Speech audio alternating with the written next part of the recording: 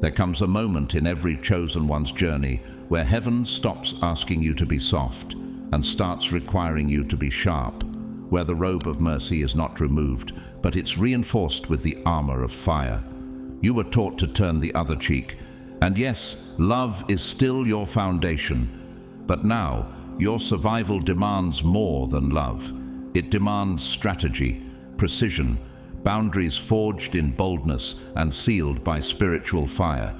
You've been applauded for your kindness, praised for your patience, but lately, hasn't it felt like the very purity of your heart has become a magnet for betrayal?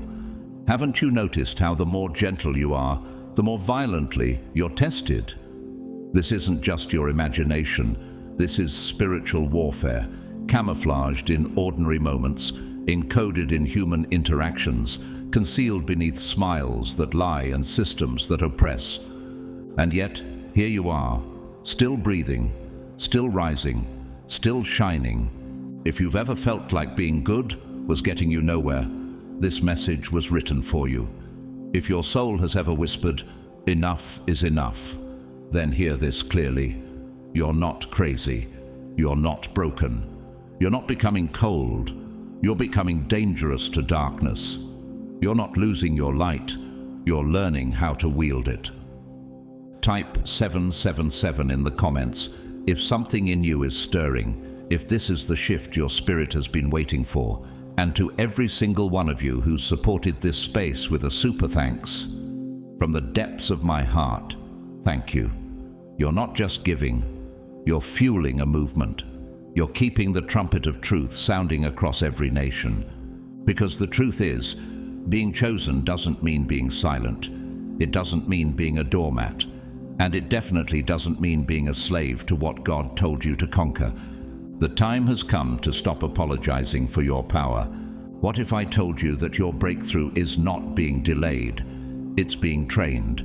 What if I told you that the version of you God is about to unleash won't just survive demons, but dominate them? What if I told you that everything they feared you'd become, ruthless, unshakable, spiritually armed, is exactly who you were born to be? Get ready, because what you're about to hear isn't just revelation, it's your permission. Let's begin. God's chosen ones, stop being nice. 10 ruthless moves you must make to defeat darkness.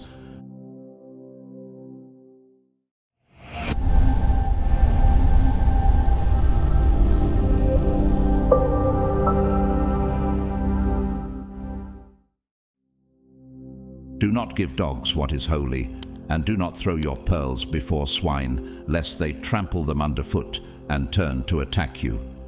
Matthew 7:6.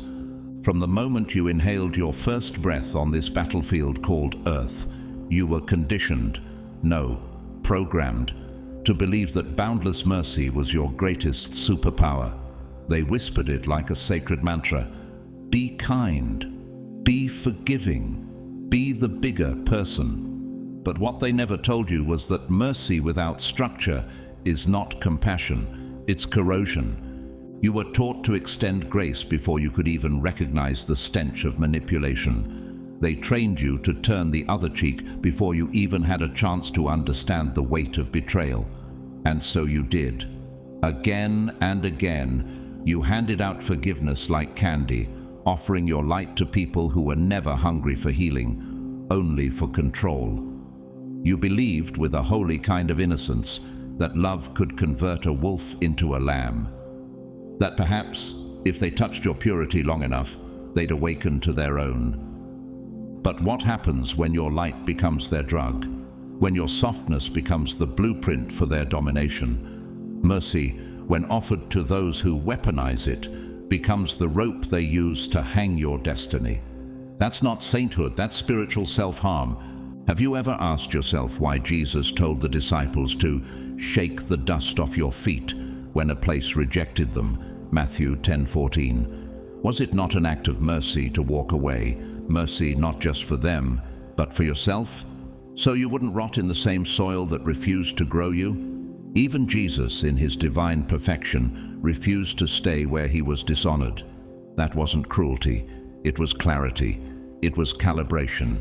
It was divine discernment in motion. Above all else, guard your heart, for everything you do flows from it.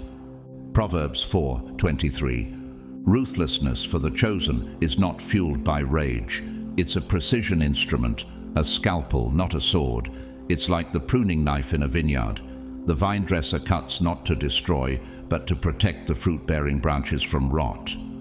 Why? Because growth demands severance. The unfruitful must be cut off, John 15:2, or the entire tree risks disease. Architecturally, mercy without limits is like building a cathedral without structural reinforcement. The weight of history, memory, and pain collapses the sanctuary you're trying to become. In physics, if a system has no resistance, it spirals into chaos. Energy must be contained to have power. You are no different. Boundless giving without boundaries leads to energetic entropy. Your light dissipates into dysfunction. Take the story of Abigail. In 1 Samuel 25, she intervened to stop David from killing her foolish husband Nabal. Her wisdom, not her submission, saved her household. She wasn't nice, she was strategic. She wasn't passive, she was prophetic. And when Nabal died of his own arrogance, God didn't weep. He removed the obstacle. Abigail married David, not because she was merciful, but because she knew when to speak, when to act, and when to walk away from a man who would never change.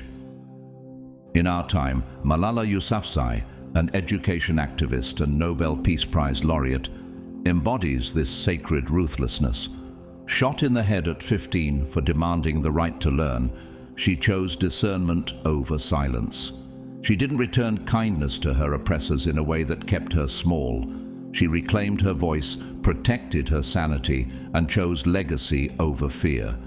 In contrast, we've also seen how unchecked mercy can lead to destruction. Elizabeth Holmes, the once revered biotech entrepreneur, charmed investors and employees into silence. Many knew something was off, but they gave her the benefit of the doubt. They showed mercy. They stayed loyal. And in doing so, they helped enable a billion-dollar deception that destroyed careers, health, and trust. Mercy without truth becomes complicity.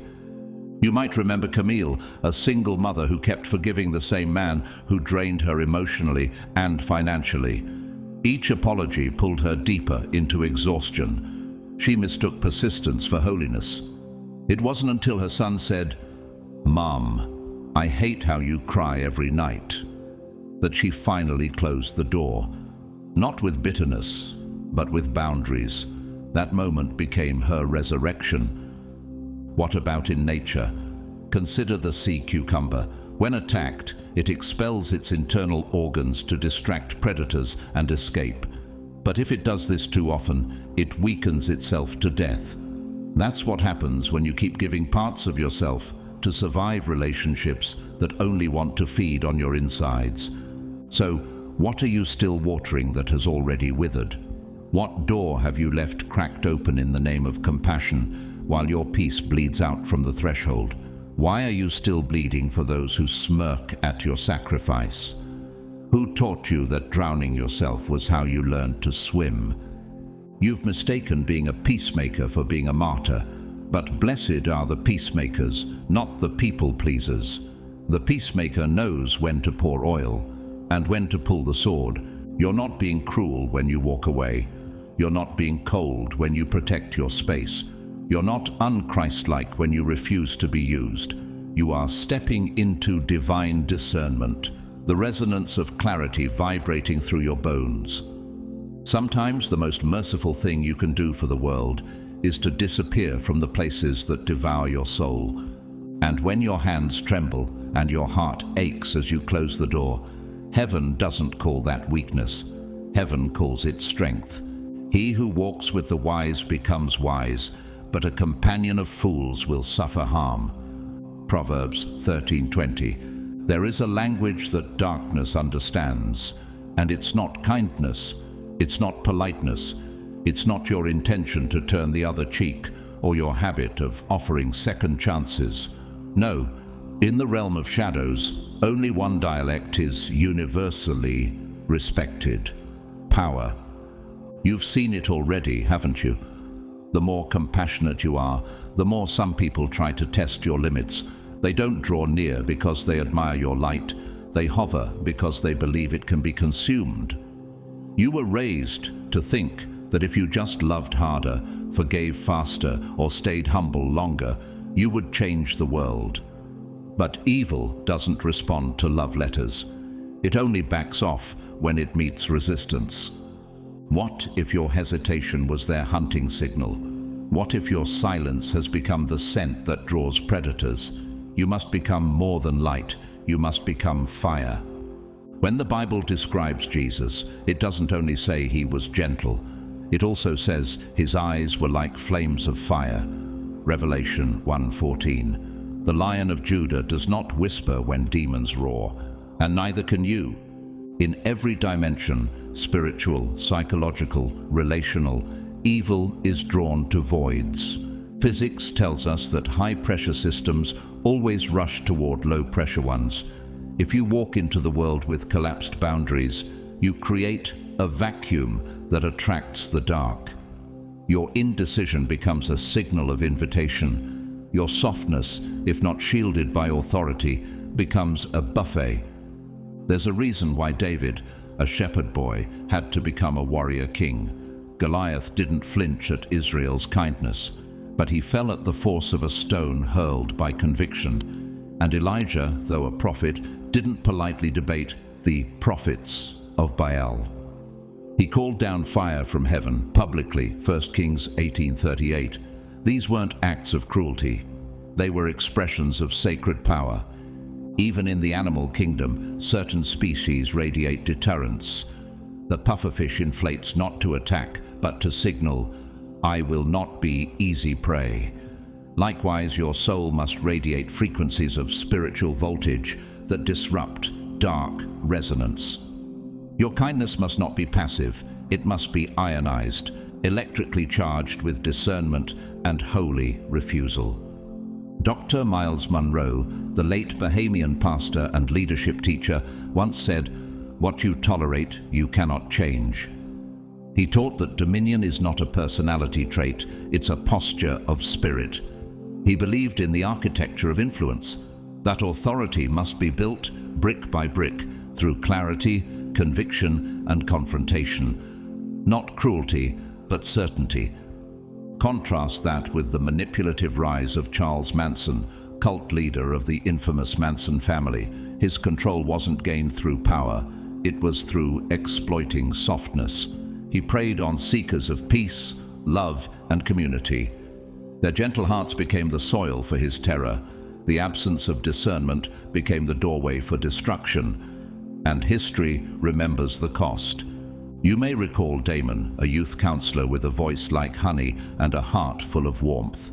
Everyone loved him, until a parent challenged the way he overlooked clear signs of bullying and manipulation in the youth group. He believed his role was to be neutral, but neutrality is not holiness, it's complicity. Eventually, the toxicity he ignored imploded, scattering trust and wounding souls. Damon learned, too late, that peace without protection is a lie. How many versions of Damon have you encountered? How many times have you been told to be nice, while something inside you screamed, "But this isn't right"? How many battles have you lost not because you lacked love, but because you lacked fire? For God gave us a spirit not of fear, but of power and love and self-control. 2 Timothy 1:7. Let your presence become atmospheric warfare. Let the room shift when you speak, not because you're loud, but because your frequency is sharp. The anointing on your life must create interference with demonic Wi-Fi. Your soul must be a fortress, not a hallway. Your voice must echo like a trumpet in realms where silence once ruled. This world will not hand you your crown. It will mock you, delay you, try to domesticate you, and the ones wrapped in darkness will test the edges of your light until they find a breach. But when you walk with holy thunder, when your kindness has boundaries and your empathy is flanked by fire, they back away. They can't consume what refuses to stay flammable. Let your smile be sharp. Let your love be discerning. Let your energy hum at a voltage too costly for leeches. And when you enter the room, let the darkness not just notice, but tremble. They will fight against you, but they shall not prevail against you. For I am with you, declares the Lord, to deliver you. Jeremiah 1:19. You spent years wondering why your presence unsettles people who barely know you, why your silence feels louder than their shouting, why, even when you try to be small, someone always seems to feel threatened by you. It's not because you've done anything wrong, it's because you carry something disruptive, something ancient, something spiritually coded into your DNA that the enemy recognizes before you even speak. The opposition you've faced isn't confusion, it's a reaction to your calling. Darkness doesn't attack what doesn't carry consequence. That tension you feel, it's not rejection, it's revelation. Revelation that you were never meant to be received by places you were sent to overthrow. He trains my hands for battle, my arms can bend a bow of bronze. Psalm 18:34. From the beginning, heaven trained you in secret, not to fit in, but to shake the system. And so you learned, slowly, painfully, that favor attracts warfare. You learned that your gifts made you a target, that your discernment made others defensive, that your ability to see what others ignore made you inconvenient. But this wasn't meant to break you. It was meant to build a fortress inside you. Because those called to carry divine blueprints must first survive environments that try to erase them. Joseph in Genesis was hated not for wrongdoing, but for dreaming. His brothers didn't despise his behavior, they despised his future. Before he ever touched Pharaoh's palace, he was thrown into a pit, sold as a slave, and wrongly imprisoned. What looked like exile was actually exposure to dimensions of leadership only pain could unlock. His voice would one day preserve nations, but first, it had to be forged in loneliness. Gideon too was called a mighty warrior while hiding in fear. God didn't wait for him to feel strong before he assigned him strength. And when Gideon rose, he defeated armies with only 300 men, not by might, but by obedience to divine strategy. Even Jesus was rejected in his hometown, not because of lack of love, but because of spiritual familiarity. The prophet is never honored where people are too familiar with the shell to see the spirit. Do not be afraid of them, for I am with you and will rescue you, declares the Lord. Jeremiah 1:8. So why are you still explaining your power to people committed to misunderstanding it? Why do you keep watering down your message to avoid making others uncomfortable when your very presence was designed to shift atmospheres? Do you really believe your anointing was given so you could be liked? Or were you set apart to be followed by fire, even if it means walking alone? How many more times will you apologize for carrying something sacred simply because others are too blind to recognize the scroll written on your spirit? You weren't called to decorate the cage. You were born to break it. Ruthlessness for someone chosen like you is not about cruelty. It is clarity. It is refusing to allow the voices of limitation to echo louder than the whisper of God in your bones. It is the holy act of walking away from rooms that demand you dilute your oil. It is realizing that peace without power is performance, and you weren't born to perform. You were born to embody. Like Nehemiah, who rebuilt Jerusalem's walls with one hand and held a weapon in the other, you are called to construct destiny while defending it. Authority is not arrogance, it is alignment. The world teaches you to be polite in the face of dishonor, but the kingdom teaches you to walk with fire in your voice and thunder in your steps. Amanda Gorman, the youngest US inaugural poet, stood in front of the world with a trembling voice and declared words that pierced centuries of silence. Her power didn't come from volume, it came from spiritual voltage. Her story, marked by speech impediments and racism, did not stop her rise. It shaped it. And when she spoke, even those who didn't agree with her had to listen. Her presence became architecture, structurally undeniable and spiritually resonant. In contrast, we see the story of Harvey Weinstein, once a titan of the film industry, now synonymous with disgrace. He built his empire through manipulation, intimidation, and exploitation. People stayed silent for years, tolerating the infection because of the power he seemed to hold. But when the reckoning came, it wasn't just his career that fell, it was the entire structure of silence around him. His downfall revealed that illegitimate power, no matter how established, cannot withstand the judgment of truth. What you build with intimidation will eventually collapse under its own corruption. Ezra grew up in a small town where people only saw the surface. He always felt things deeper, heard undercurrents in conversations, and noticed lies before they were spoken. Branded too intense for most of his youth, he almost gave up on his instincts, until one day his sensitivity saved a young girl from a hidden abuser. No one had seen what he saw, no one had listened, but that one moment restored his sense of purpose. Ezra didn't use his discernment to gain influence, he used it to protect others. His intuition, once mocked, became a mantle of protection. His story reminds you, when the world tells you you're too much, it's usually because you're touching something they're too afraid to confront. The kingdom of heaven suffers violence, and the violent take it by force. Matthew 11:12. You were never sent here to keep the peace. You were sent to disrupt false harmony, to speak when silence has become complicity, to rise when others kneel to fear.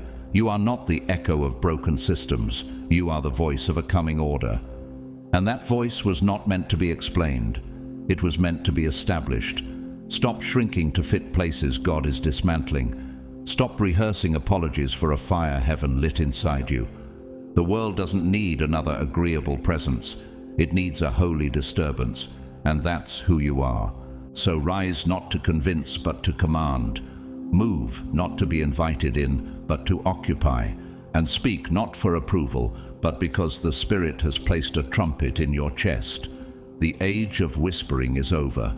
The era of thunder has begun, and you are no longer a hidden seed. You are the uncontainable harvest. There is a shift that occurs in the Spirit when you finally learn the sacred discipline of boundaries, not the kind born from fear or bitterness, but the kind forged through clarity. When you stop apologizing for your discernment and start trusting your spiritual radar, the frequency of your life begins to change.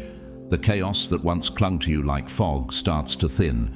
The drama that once knocked daily at your door starts to pass you by. You are no longer a magnet for meaningless noise, but a signal tower for divine alignment. This is not selfishness, it's soul conservation. It is understanding that your energy is a sacred resource, and anything that drains it without purpose is an agent of delay. Be very careful, then, how you live. Not as unwise, but as wise, making the most of every opportunity, because the days are evil. Ephesians 5:15-16. The shift begins when you stop auditioning for roles in other people's broken scripts. When you stop explaining your worth to those who've already decided not to see it. When you stop trying to resurrect what heaven has already buried. Ruthlessness, in this holy sense, is not cruelty. It's spiritual engineering. It is the architectural act of redesigning your internal life to carry only what aligns with your purpose. And in that new structure, not every voice fits. Not every invitation deserves a yes. Not every battle is worth your sword. Jesus himself modeled this discernment. When the Pharisees came to trap him in debate, he didn't answer every accusation, Matthew 27:14. When the crowds wanted to make him king by force, he withdrew, John 6:15. He wasn't apathetic, he was precise. His mission was too urgent to be detoured by performance. Likewise, Nehemiah, while rebuilding the walls of Jerusalem, was asked 4 times to come down and meet with his enemies. Each time he responded, "I am doing a great work, and I cannot come down." Nehemiah 6:3. That is holy ruthlessness, refusing to entertain what would weaken your focus. Better a patient person than a warrior, one with self-control than one who takes a city. Proverbs 16:32. Clarity repels chaos. When you stop casting your pearls before swine, when you stop giving eternal energy to temporary people, life becomes distilled, focused, sharpened. You stop fighting to prove. You start living to fulfill. And when that happens, the battles that show up at your doorstep aren't petty distractions. They're sacred confrontations designed to reveal your next level. The moment you become ruthless with your attention, heaven becomes generous with your acceleration. Have you ever wondered why some people, the moment you set a boundary, reveal a hostility you never expected? Could it be they weren't aligned with your future, but with your dysfunction? How many opportunities have you missed because you were still entangled in battles that didn't belong to your destiny? How often have you delayed the arrival of divine relationships because you kept feeding expired ones? Do you still believe that love means enduring what dishonors you? Or are you ready to walk in a love that elevates rather than depletes? Consider the example of Deborah in Judges 4, a prophet, a judge, and a warrior. When Barak hesitated to lead Israel into battle, she didn't coddle his uncertainty, she stepped into command. Her leadership wasn't a reaction, it was a response to clarity. She knew when to act, whom to walk with, and when to release divine judgment. Her ruthlessness wasn't harshness, it was alignment, and through her clarity, an entire nation was delivered. In our time, Dietrich Bonhoeffer, German theologian and anti-Nazi dissident, refused to stay silent during the Holocaust. While many spiritual leaders chose safety and compromise, Bonhoeffer joined the resistance and was eventually imprisoned and executed. He wrote, "Silence in the face of evil is itself evil." His focus cost him his life, but preserved his legacy. He didn't fight every fight, only the one that mattered. And because of that, history still trembles at his conviction. On the other side, we see Adam Newman, the former CEO of WeWork. Once hailed as a visionary, he blurred boundaries, merged personal ambition with company funds, and attracted battles of chaos. Investors were distracted by his charisma, but underneath, the lack of structure led to collapse. His fall reminds us that energy without alignment becomes entropy. Charisma without character becomes combustion. You might also picture Layla, a wellness coach who spent years investing in people who only called when they needed something. Every text she sent to encourage others, every time she cancelled rest for someone else's crisis, slowly drained her.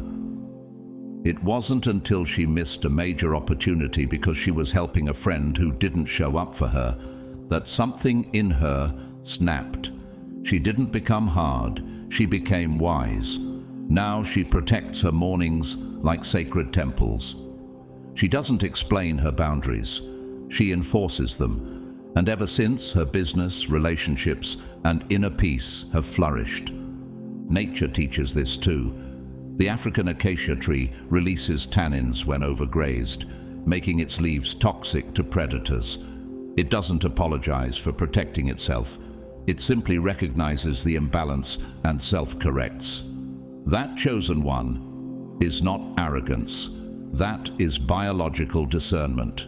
Let your yes be yes and your no be no. Matthew 5:37. So ask yourself, what chaos have you been attracting because you were too afraid to prune your circle? What blessings have been circling your life but unable to land because your atmosphere is still cluttered? When will you stop watering dead things and start guarding what actually grows you? Are you willing to leave behind the applause of the familiar to walk into the silence of the focused? Can you trust that the people who leave when you sharpen your boundaries were never equipped to walk with you into battle anyway? You are not here to fight everything. You are here to fight what matters. And when you become ruthless in your devotion to purpose, life starts handing you the right opponents. Not distractions, but divine confrontations. Not chaos, but clarifying war. And this time, you're not fighting to prove your worth. You're not fighting to survive. You're fighting to win, and win with integrity, precision, and fire. Your calling was never small, and neither was the weight of what you were sent to carry. You weren't born to float quietly through life, avoiding waves and pleasing crowds. You weren't crafted to decorate comfort or echo mediocrity. You were sent here with a frequency so specific, so generationally necessary, that heaven encoded a calling within your soul capable of confronting bloodline curses, dismantling demonic patterns, and birthing legacies. But here's the hard truth. You cannot carry that kind of mantle with paper-thin boundaries. You cannot protect the flame of divine assignment if you leave the door of your soul open to anything that knocks. Weak boundaries are silent agreements with the enemy. They are spiritual liabilities, exposing your energy to exploitation, draining your clarity, and diluting your anointing. Above all else, guard your heart, for everything you do flows from it. Proverbs 4:23. Some will tell you that setting boundaries is selfish, that protecting your peace is prideful, that saying no is unkind. But spiritually, boundaries are not defense mechanisms. They are divine protocols. Jesus himself withdrew from the crowd to restore his strength in solitude. Luke 5:16. Even the Son of God didn't let endless demand devour his presence. Why should you? Elisha didn't send Gehazi out of laziness. He later went in person because he understood that some assignments require your specific resonance. And when Paul was forbidden by the Spirit to enter Asia, Acts 16:6-7, it wasn't rejection, it was redirection. Some no's are heaven's way of protecting your frequency from distortion. Let your eyes look straight ahead. Fix your gaze directly before you. Proverbs 4:25. But what happens when you don't enforce boundaries? You bleed slowly. You say yes when your spirit screams no. You show up for people who vanish the moment you need help. You overextend for validation, only to wake up empty, aching and unrecognized. Have you asked yourself how much of your exhaustion is spiritual robbery disguised as compassion?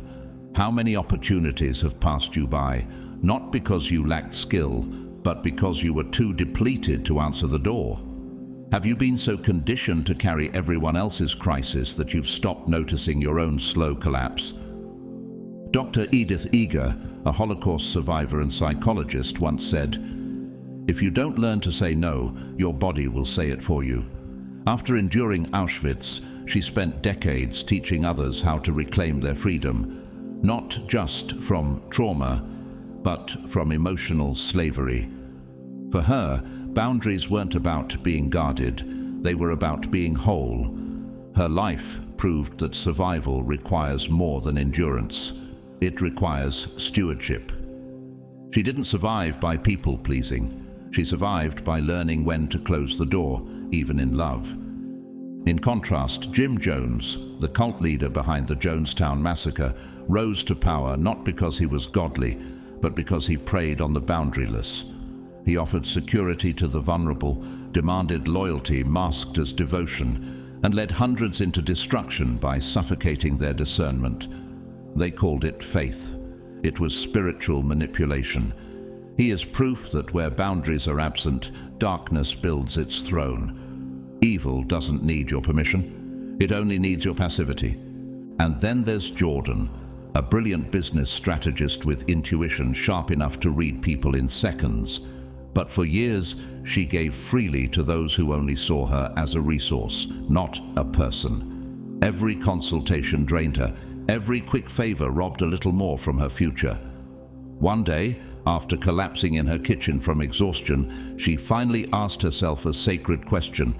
What if the people you keep trying to impress aren't even called to your destiny?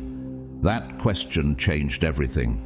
She rebuilt her life. She charged for her time. She restructured her schedule like a spiritual temple. And from that place of holy boundaries, her influence finally grew. Not through burnout, but through balance. Nature echoes the same truth. The electric eel releases controlled bursts of energy, sometimes enough to paralyze its attacker. It doesn't use this energy constantly. It conserves and deploys it with intention. The eel doesn't apologize for protecting itself. It understands that power requires management.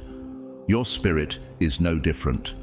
Every time you agree to what dishonors you, you short-circuit your own wiring. Every time you say yes out of guilt instead of guidance, you disrupt the architecture of your own legacy. In repentance and rest is your salvation. In quietness and trust is your strength. Isaiah 30:15. So why do you still live like your soul is public property? Why do you keep allowing those who only show up empty-handed to withdraw from your sacred account? How many divine instructions have you ignored just to avoid discomfort? How long will you burn yourself to keep people warm who would never carry a flame for you? Have you forgotten that if you collapse, your mission collapses with you? Do you truly believe you can carry a kingdom-sized mantle while giving your emotional energy away like loose change? You weren't sent to be available to everything. You were sent to be assigned. And assignments require order. They require gates. They require discernment at the door. Ruthlessness, for someone like you, is not a character flaw. It's spiritual intelligence. It is choosing restoration over reputation, purpose over people-pleasing, sacred rhythm over social approval. It is saying no, not because you lack love, but because your love is too powerful to be wasted. It is conserving your essence so that you can show up for the real battles, the real people, the real purpose. You are not called to die of spiritual exhaustion. You are called to live as one who guards their fire like gold. Because if your flame goes out, the scroll you carry may never be read, and heaven did not write that legacy for you to burn out before it unfolds. You've been taught that pain makes you worthy, that the more you suffer, the more spiritual you are, that if you endure long enough, surely heaven owes you something in return. But chosen one, pain was never meant to be the altar you worship on. It was never the destination, only the tunnel. God does not hand out crowns for how long you've bled. He releases promotion when you turn that bleeding into blueprint. Your sacredness is not defined by your scars, but by the systems you build out of survival. Suffering shaped you, but it is not your calling. The world will not reward your agony. It bows only to the clarity, strength, and wisdom forged from that agony. But he said to me, "My grace is sufficient for you, for my power is made perfect in weakness. Therefore, I will boast all the more gladly about my weaknesses, so that Christ's power may rest on me." 2 Corinthians 12:9. There is no medal in heaven for being destroyed in silence. There is only fruit from what you rebuilt after the destruction. Look at Job. He lost everything, his wealth, his children, his health. But God did not restore him simply because he suffered. Restoration came when Job began interceding for others.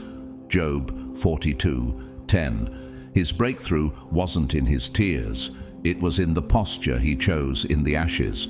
So if you're still clinging to your sorrow like a security blanket, understand this. Your pain is holy, but it's only activating if you rise. You intended to harm me, but God intended it for good to accomplish what is now being done, the saving of many lives. Genesis 50:20.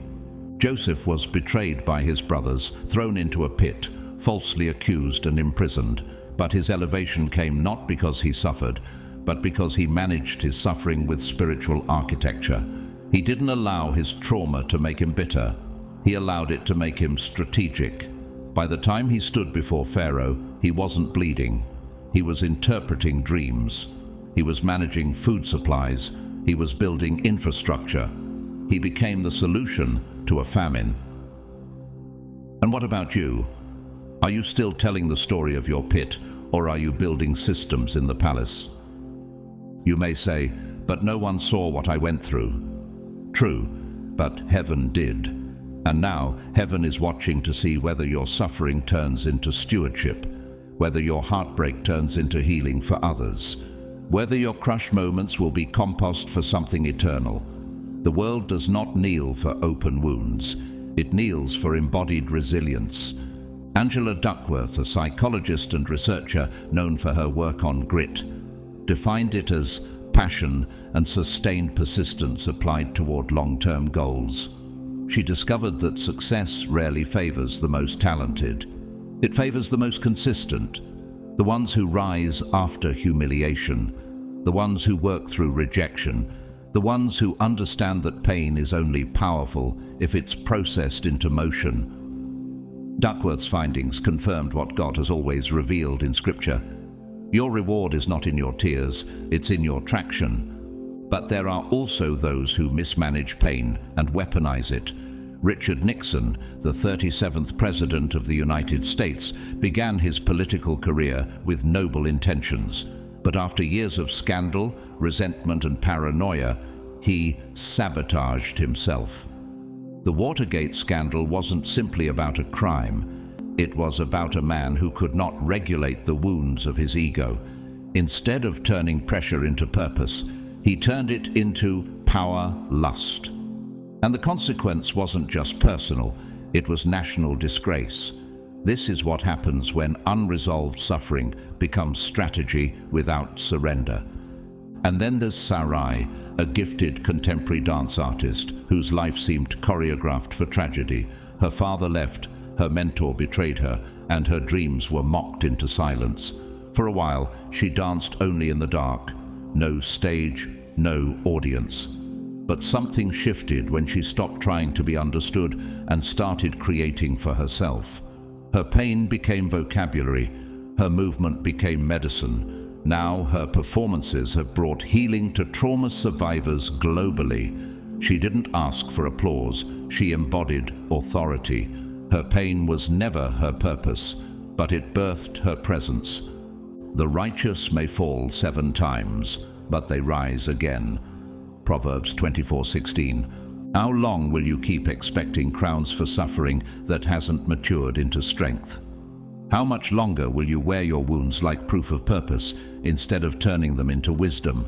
Are you still waiting for applause from the same people who ignored your pain?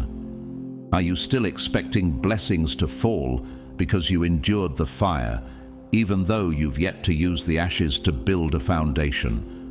What strategy have you built from your sorrow? What sword have you forged from your silence? What proof have you offered that you're ready not just to receive the blessing, but to protect it? In nature, wild Mongolian horses survive in some of the harshest environments on Earth, not because they're the fastest, but because they adapt. They grow thicker coats in winter, change terrain, shift patterns, and never hesitate to run when danger draws near. Their survival isn't rooted in softness, it's rooted in selective strength. That's what heaven is calling you into. Not gentleness that allows destruction, but fire that refuses to die. Strength for you is not optional. It is sacred. It is steady. It is ruthless, not because it's unkind, but because it's aware. Aware that your softness alone won't shield your purpose. Aware that your compassion must be protected by clarity. Aware that endurance alone doesn't guarantee elevation, but evolution does. Ruthlessness doesn't mean you stop feeling. It means you stop leaking. It means your sorrow no longer defines you. It deploys you. You are not here to bleed forever. You are here to build. And heaven is not asking for your suffering. It's waiting for your strategy. Your heart is not ordinary. It was built with chambers wide enough to carry nations. It loves without expiration dates, without holding back, without needing a reason. But if you've noticed the bleeding, the betrayal, the patterns that seem to repeat despite your goodness, understand this. Love without wisdom is not holy. It's hazardous.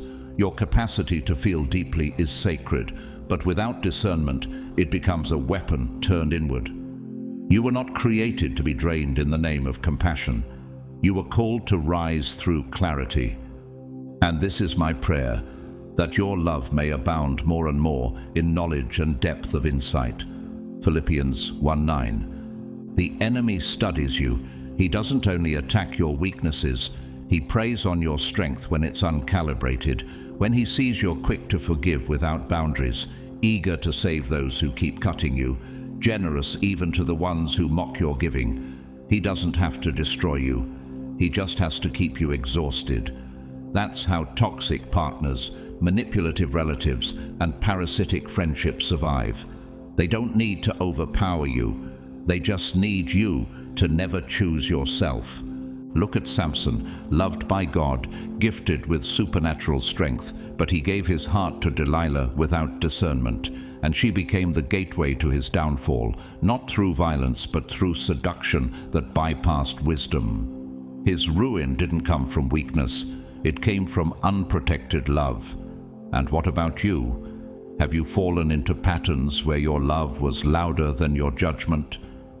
Do not give dogs what is holy. Do not throw your pearls to pigs. If you do, they may trample them under their feet and turn and tear you to pieces. Matthew 7:6. Love is not always proof of alignment. Just because you feel deeply doesn't mean you are safe. Ruthlessness for you isn't the absence of love, it's the refinement of it. It is the emotional intelligence to recognize when your giving has become self-erasure. It is the spiritual strategy to withhold affection from those who consistently mishandle it. It is the wisdom to know that holy love builds, while false love bleeds.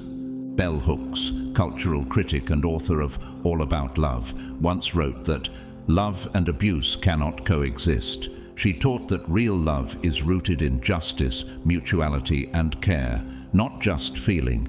In her work, she dismantled the romanticized notion of sacrifice as the highest form of love and reframed love as an ethical practice, not an emotional gamble. Her philosophy mirrored scripture, that love without truth is manipulation, and truth without love is cruelty. Her legacy reminds us that love must be held accountable to wisdom. On the other end of the spectrum is Anna Sorokin, also known as Anna Delvey, a con artist who deceived New York's elite by pretending to be a German heiress. Her victims weren't stupid, they were emotionally manipulated. She leveraged charm, vulnerability, and the illusion of intimacy to drain resources from people who confused generosity with connection. Her story is a warning. When love is unguarded, deception finds a home. You might also picture Ezra, hospice chaplain who entered every room with tenderness. He believed love could always break through. But after months of neglecting his own health, sleeping in hospital chairs, and emotionally absorbing every patient's pain, he found himself in an ICU bed, collapsed from exhaustion. It wasn't until a nurse whispered, "You never gave yourself what you gave everyone else," that he broke. He recovered, but he came back different. He now offers care with boundaries, presence with pacing. His love is no less deep, but it is no longer destructive. Nature reinforces this. In a beehive, the queen bee must be protected, not because she is superior, but because her survival determines the survival of all.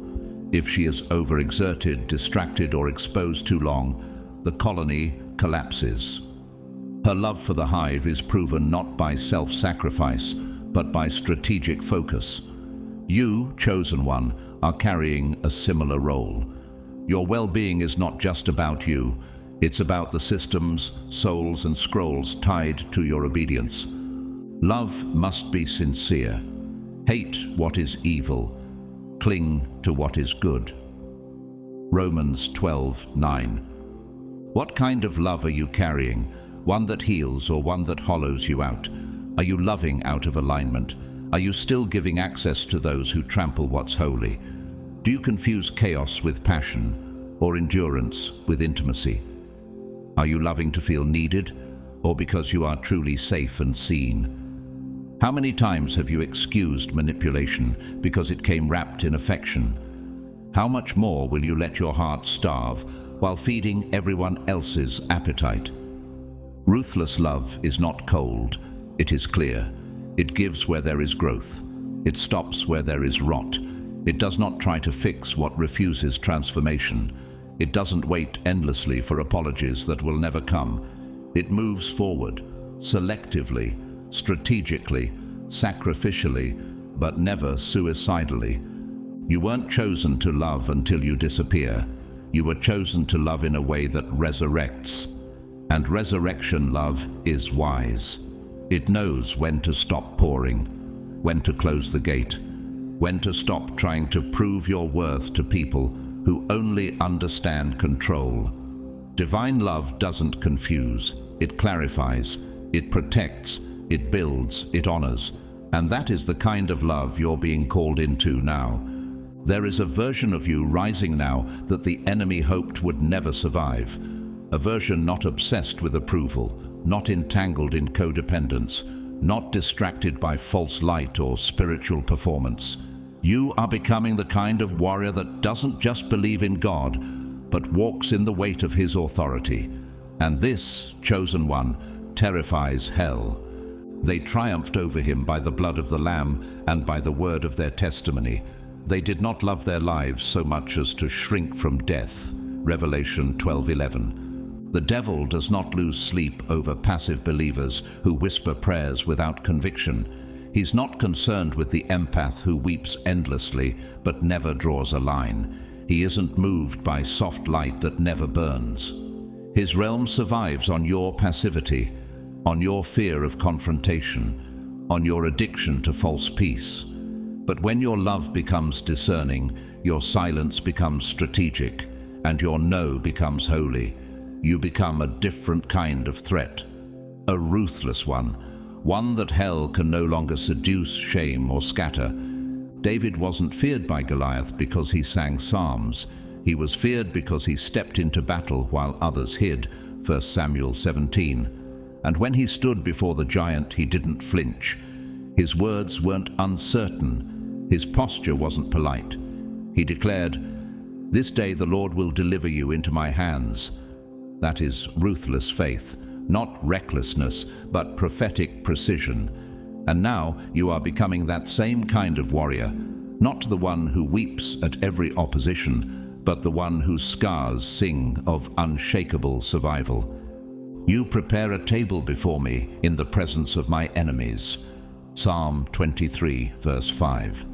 The devil hates when your scars become songs, when your trauma becomes blueprint, when your suffering becomes vocabulary, because now every time you speak, you prophesy to systems of oppression.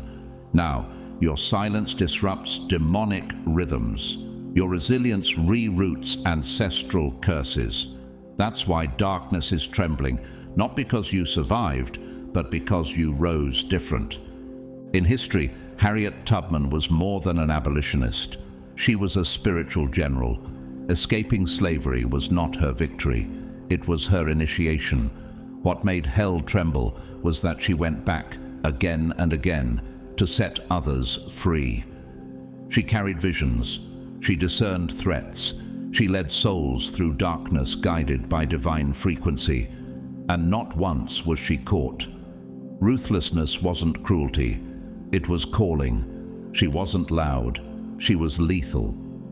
But those who channel spiritual power without surrender become dangerous in a different way.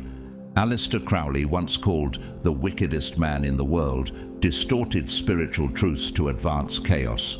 A man of charisma and brilliance, he weaponized ritual and language to invite darkness under the guise of freedom. His influence led to waves of occultism that still ripple through modern culture. He is a reminder, power without obedience breeds spiritual corrosion. And then there's Zahir, a fictional yet familiar name. Once a timid child born into a lineage of fear, shame, and silence. His family survived through compliance, but Zahir began asking forbidden questions. He studied scripture in secret.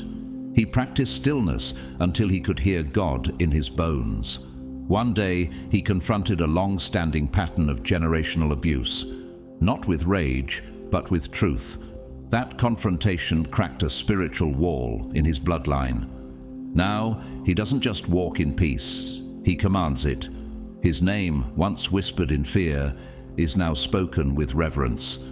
What about in nature? The North American grizzly bear doesn't provoke battles, but when threatened, it doesn't retreat. It stands, it holds territory, it protects its young with a ferocity guided by instinct, not hatred. This is how you must stand now, not attacking everything, but defending your light with force that unapologetically reshapes the atmosphere. The God of peace will soon crush Satan under your feet. Romans 16:20. What has hell been hoping you would never awaken to? What kind of power did trauma bury that you're finally ready to dig up? How many times have you silenced yourself to keep others comfortable while your spirit screamed? Are you still trying to reason with demons that only understand dominion? Are you defending old cycles just to avoid confrontation? What would happen if you stopped asking for peace and started enforcing it? How would hell respond if you began to speak not from your pain, but from your positioning? You are not who you were. You are no longer asking for a seat. You're building the table. You don't just radiate light. You command terrain. The prayers you now whisper carry thunder. The boundaries you draw crack spiritual patterns. Your presence makes demons nervous, not because you are perfect, but because you are anchored. You've walked through fire. You've been misunderstood, misused, and mistaken. But you never lost your mantle. You just hadn't yet learned how to carry it fully. Now you do. You are the kind of chosen one hell fears, not because you retaliate, but because you don't flinch, because you forgive without folding, because you love without losing yourself, because your scars don't make you fragile. They make you fearless. And every time you rise, kingdoms that weren't built on truth begin to fall. You weren't chosen to survive. You were sent to overthrow. You were not an afterthought in heaven's design. You are the blueprint your ancestors wept for in intercession. Every cell in your body carries a resonance of divine assignment. You are the result of answered groanings in the spirit, the manifestation of sacred architecture laid in eternity's foundations. That's why the attacks weren't ordinary, because your existence is a threat to every demonic system built on generational bondage. The Spirit of the Sovereign Lord is upon me, because the Lord has anointed me to proclaim good news to the poor, to bestow on them a crown of beauty instead of ashes. Isaiah 61:1-3. But here is where the deception begins. Pain made you forget. Rejection told you to shrink. Delay whispered that maybe you were just meant to cope, not conquer. And without realizing it, you began wearing wounds like they were credentials.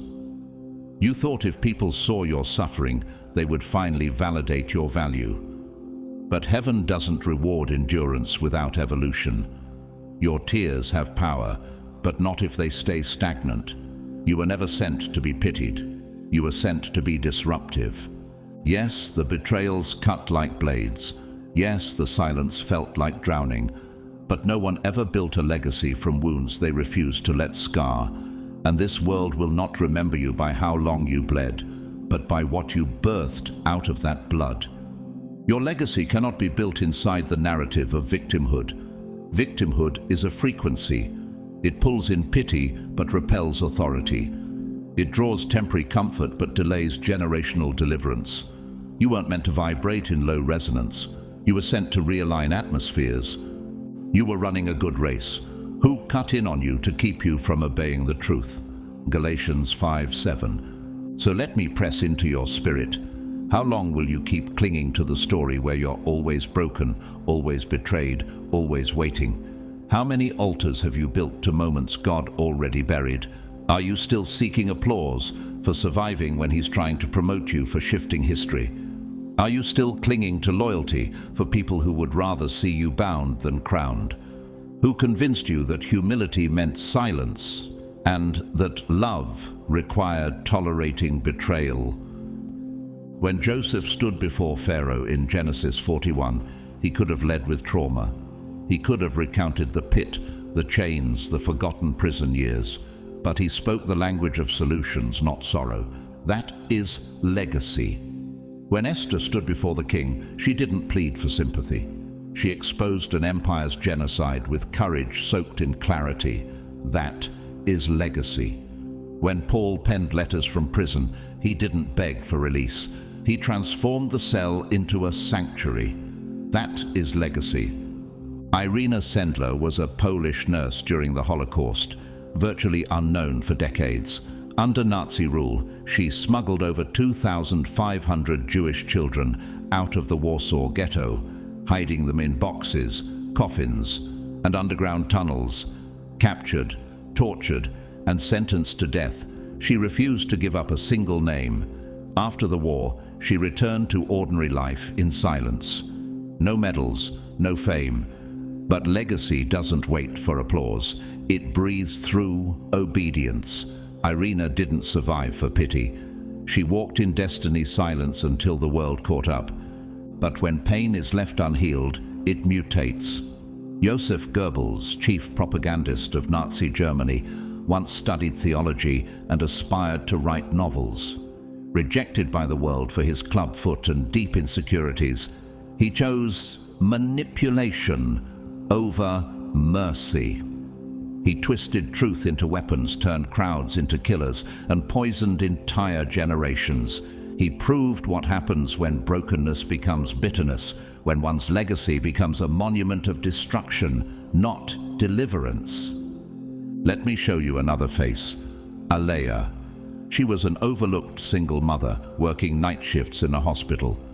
For years she gave and gave until one night she collapsed in the supply room from sheer emotional starvation. Her breakdown became a portal.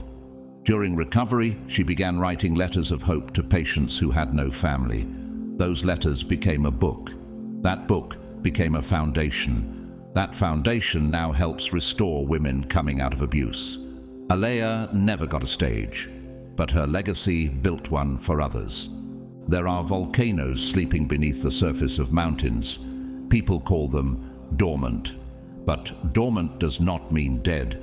It means contained. You are not burnt out. You are stored fire. And when the time comes, that fire doesn't just scorch. It reshapes geography. That's what you carry. When you finally reject victimhood, your spiritual tectonic plates shift. You erupt with holy alignment. You don't just survive, you restructure the entire atmosphere. Do not remember the former things, nor consider the things of old. Behold, I will do a new thing. Now it shall spring forth. Isaiah 43:18-19. So I ask again, how long will you deny your eruption? How long will you sit in ashes when heaven is handing you oil? How long will you keep replaying betrayals when destiny is waiting for your obedience? How many years will you call low frequency peace just because it's familiar? When will you realize the cage was never locked? You just forgot you had wings. Victimhood might feel like a shield, but it's actually a weight. And you cannot carry divine legacy with hands full of excuses. Ruthlessness is not cruelty. It is sacred engineering, the alignment of memory, mission, and movement. It is how spiritual architects dismantle oppression and rebuild inheritance. It is the roar behind your quiet strength, the steel beneath your mercy, the thunder within your peace. You are not a survivor. You are a system breaker. You are not fragile. You are forged. You are not someone waiting to be chosen. You are the evidence that someone already was. And the world doesn't need another voice crying from the pit. It needs your war cry from the mountaintop. You were not called to live bleeding. You were called to build with blood that has been refined, not spilled. So rise, not as someone who's waiting to be saved, but as someone who is finally remembering they were sent. They thought your gentleness meant fragility. They mistook your silence for surrender. They laughed at your softness, called it naivety, treated it like a weakness waiting to be broken. But what they didn't realize is that your softness was never a flaw. It was a gateway, a spiritual portal engineered by heaven to carry a frequency only the strong in spirit could withstand. The meek shall inherit the earth, not because they are passive, but because their restraint is infused with divine fire.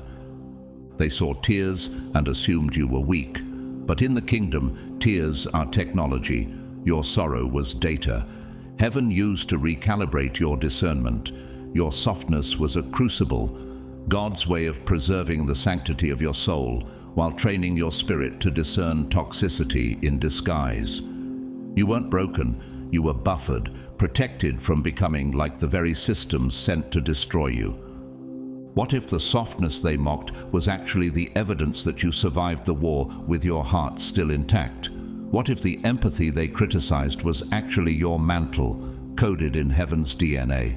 What if your tenderness wasn't a liability, but your weapon? Have you ever noticed that Jesus didn't raise his voice when confronting Pilate, but kingdoms still fell?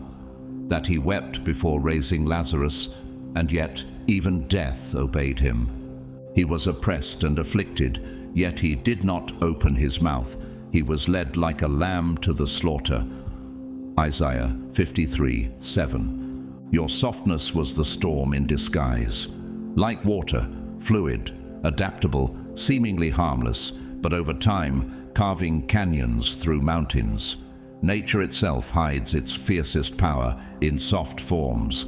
The wind that kisses your cheek today can become a gale that levels empires tomorrow. The seed buried in quiet soil today can shatter concrete with roots tomorrow. You, chosen one, were designed the same way.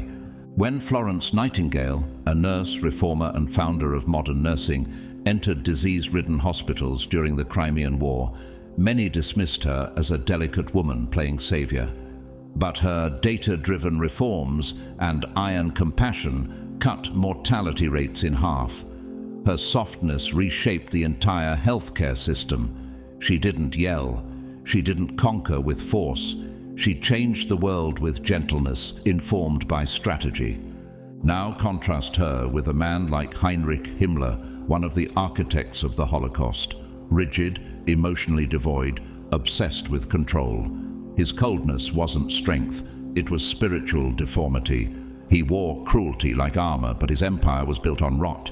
And it collapsed, because true power never sustains itself through fear, only through legacy, only through light. And what about Eva, the mother who raised 2 autistic children in a society that mocked her patience? They called her delusional. They told her she was wasting her life, but while they mocked, she built. She created learning systems based on rhythm and visual frequency. Her approach is now used in schools across continents. Her softness educated a generation. What the world dismissed as foolish was actually prophetic architecture encoded in maternal instinct. So I ask you, how long will you apologize for being soft? How many times will you silence your discernment just to avoid being too sensitive? How long will you tolerate people who see your love as leverage? Who told you that strength meant becoming hard? Who taught you that being tough meant becoming numb? Who made you believe that stillness was weakness and nurturing was a burden? And who said that power had to look like noise when heaven moves best in silence? In returning and rest you shall be saved. In quietness and confidence shall be your strength. Isaiah 30:15. You've reached the moment where your softness must no longer be hidden. It must be wielded. You're not here to conform to their definitions of strength. You're here to redefine it. Ruthlessness doesn't always look like roaring. Sometimes it's the refusal to let this world harden you.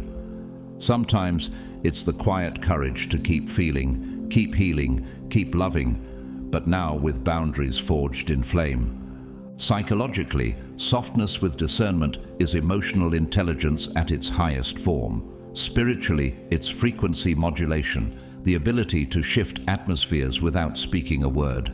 Architecturally, it's tensile strength, the paradox where the most flexible structures withstand the greatest pressure. You weren't built to shatter. You were built to bend and reform the world around you.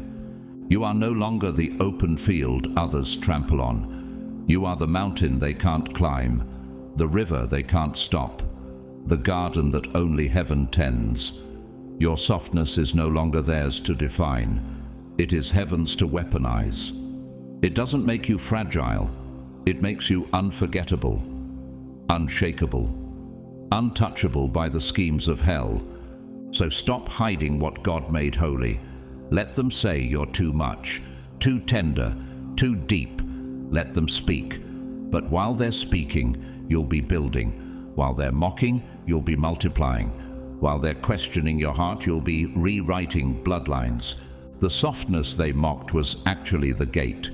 And behind that gate, chosen one, was unshakable supernatural strength. If this message pierced through the noise and found the deepest part of you, it's because your spirit was ready. You didn't just stumble across this revelation. Heaven scheduled it. You've spent too long apologizing for your light, shrinking in the name of false peace, mistaking passivity for purity. But not anymore.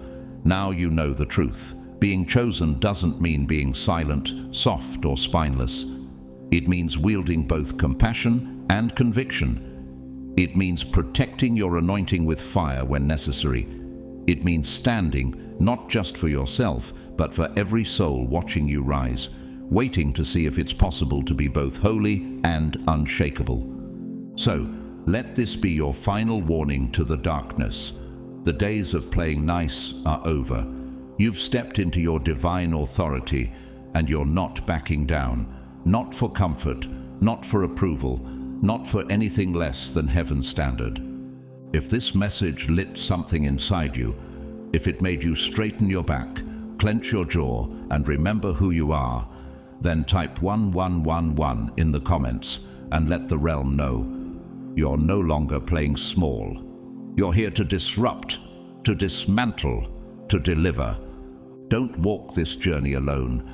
Hit like, share this message with someone who's about to break free, and subscribe so you never miss a prophetic word designed to armor your soul. And to everyone who's supported this channel, especially through super thanks. Your generosity fuels this sacred fire, and I'm deeply, genuinely grateful. But even if you simply showed up and listened, thank you. Your presence here was divine alignment. Now go, not with fear, but with fury wrapped in faith. May the Lord bless you, keep you, and crown every ruthless act done in righteousness with unshakable victory. You were chosen for this. Now rule like it.